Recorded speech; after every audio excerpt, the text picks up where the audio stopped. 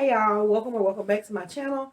My name is Toya if you are new, and I am back with another video. So today I am going to be giving a few tips on buying a car because I just bought a car and y'all, they got me. They got me. Now, if you aren't new to my channel and you've been here for a while, you remember that I purchased a car back in May, I think, and it ended up being a lemon. So I kept my car that I had a little while longer because after buying a lemon, you be a little nervous, to buy a car. So I kept my car from May to December. In December, I got a new car. Okay, so y'all, let me preface this video and say the things that I did not know that I should have known. That's on me. That's on me. But a lot went down with purchasing this car that is beyond me. Okay, let me say that. So, if you think you're going to be interested in this video, which you probably should stay tuned. So, look, I ain't even gonna cut the tape. I'm gonna get right into it. So, I'm gonna give y'all the backstory on the car, and we'll go from there. So, I went to this car. Okay, boom. Get up to go to work one morning, and my car, it starts, but it's making a funny noise. And it makes the noise for like 90 seconds. So immediately I'm in panic mode because I had got some repairs done to my car at the beginning of 2021, and they had told me that my transmission was going out. But transmission don't make no noise, but I just was nervous. I'm like, my car had over 200,000, like 200, almost 30,000 miles on it. It's just, it was an older car. It's 2008. So I'm like, Lord, my car finna die on me. I stay far out. I don't live with a lot of people. Like, I have to have a car. So that morning I had made a decision. I was like, I'm gonna have to get a car. Like, that's what's gonna happen. This was the week of Christmas. So I go to work and I'm looking up different car lots and I'm reading the reviews and I'm looking at the inventory, and I was like, okay, well, I'm gonna go ahead and just do the application online and go from there. So excuse me, that's what I did. The guy contacted me and we were talking over the phone this whole day.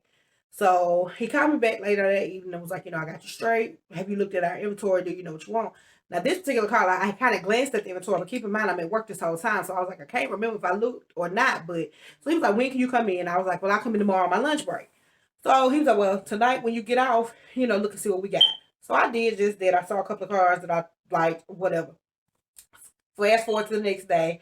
I go to lunch and I go to look at the cars. Now, when I called the guy, he was like, yeah, we got a Beamer up here. And I'm like, nah, dog, you ain't even gonna play me like that. So, this is where we are. I'm on lunch. I'm up here. At this point, I'm thinking everything's done. I'm thinking my income has been put in. I'm thinking they know what I got, like what my income will afford me and all of that. So, before I even get started, he was like, oh, well, the finance manager, he isn't here right now. He's got to put all the numbers in. Da, da, da, da. I thought this was already done. So that was the first issue. So I literally went on lunch that day and never went back to work, y'all. Because I sat up there all day only for them to just play me. Okay, so boom. Now the tips are going to start. Because it sounded like it was kind of cut and dry, but it wasn't. First thing I will tell you to do if you're purchasing a car, do your research, okay? Because if you don't, they going to get you. They will sell you a car that's worth, they'll sell you a $50,000 car for 30. They will give you pennies for your trade-in if you don't know what that's worth. When I say research, I mean everything. Research the dealership, research the car you want. Trade-ins specifically, like my trade-in, I'm so disappointed. Like, to the point I try not to even think about it because I get pissed. I'm like, Toya, what was you thinking? Like, why would you not just keep your car? You know what I'm saying? Trade-ins, big for me. I got a list, y'all. If you know, I always got a list. So I would say research everything. Have in mind what you want as far as car, how much you're willing to pay monthly, and the total. So how much you want your car note to be monthly, how much you want the final payout to be. Okay? No, have it in your head before you go. Trade-ins. I will probably talk about trade-ins this whole entire video because they got me. So research, number one thing. I'm going to say that probably a million more times before the video is over. The next thing I will say, when it comes to financing a vehicle, do your research. Okay, this is where I did the preface in the beginning. This is what I'm talking about. The last car I bought, I'm assuming it was financed in-house. There was no interest, there was no fees. It was straight to the point. So the last car that I bought was $8,000. I paid $8,000. When that $8,000 was paid, the title was put in my name and given to me. That's it. This particular car, I financed through a loan company, and baby, when I say interest, and I'm gonna leave it at that. If it's possible, third thing, to apply for your own auto loan, do that.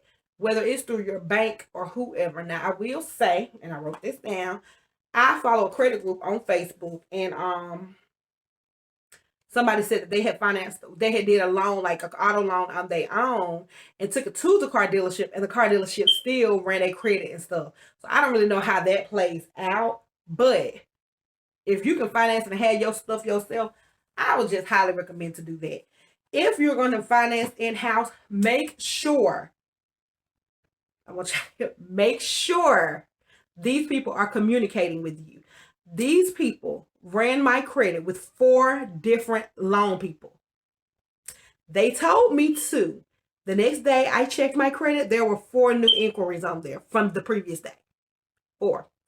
Keep in mind, I've been building my credit and working on my credit. So if you know, you know, 4 inquiries, it dropped my credit.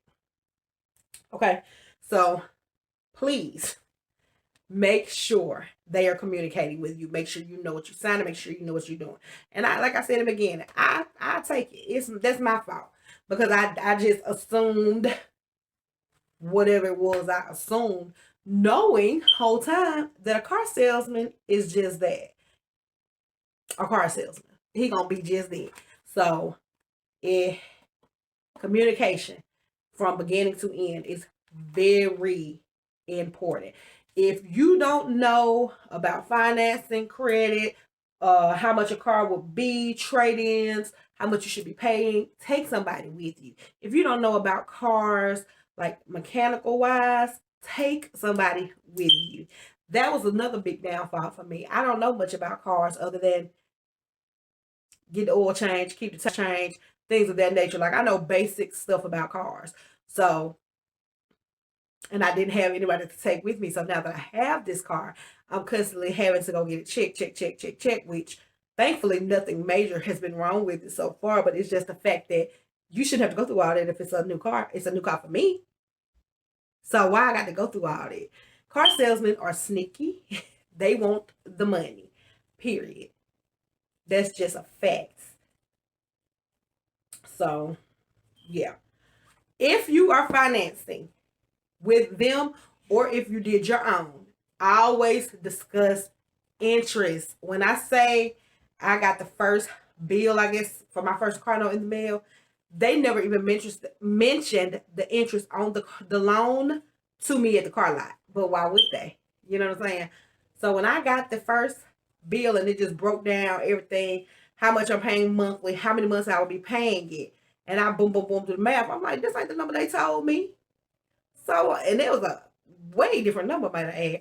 So then I get to looking, and I see interest, and I seen that number. Y'all, I could have freaking cried. Let me tell you something. Let me tell you how bad that hurt me. That night is the night I decided to make this video. I was disgusted. So, whoever you finance through, make sure you discuss interest. And even as I make this video today, I don't know much about interest, but I know that interest is entirely too high. Okay. So I would say make sure you got somebody with you who knows the ins and outs of the buying process, because it is a process indeed. Okay.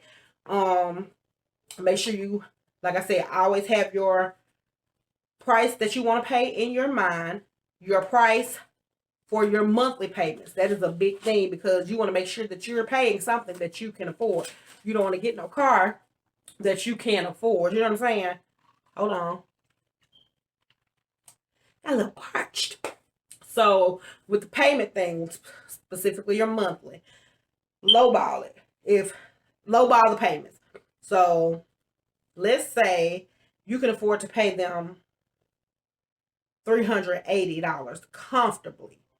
Tell them you want a payment of 300 to 320. So when they say 350, you can still afford it. Like, they'll think they got you, but whole time you still $30 under what you could afford in the first place. You get what I'm saying? Make sure you take into consideration insurance. That's something I did not take into consideration purchasing this car. For my car my car was paid off. My car was well over 10 years old. I had liability on the child.